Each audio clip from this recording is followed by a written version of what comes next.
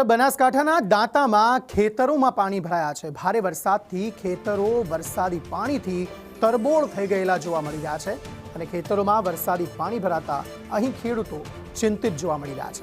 તો ક્યાંક ખેડૂતો માટે વરસાદ જે છે તે પાક માટે જીવતદાન સ્વરૂપે સાબિત થઈ રહ્યું છે। બીજી તરફ કેટલાક ખેડૂતો માટે આ પાકનો સોથ વાળતો વરસાદ જે છે તે જોવા મળી રહ્યો છે। ખેતરોમાં વરસાદી પાણી ભરાઈ ગયા છે, જેના કારણે ખેડૂતોમાં ચિંતા વ્યાપી છે। પાક નુકસાનીની સ્થિતિ છે। પાકનો સોથ વાળતો વરસાદ અહીં જોવા મળી રહ્યો છે।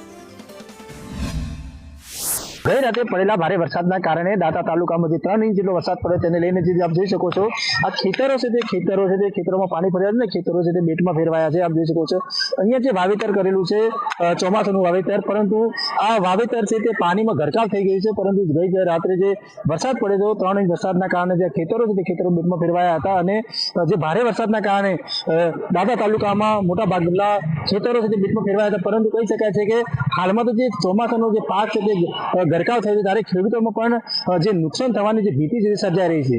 લક્ષ્મણ ઠાકોર, સંદેશ ન્યૂઝ, અંબાજી।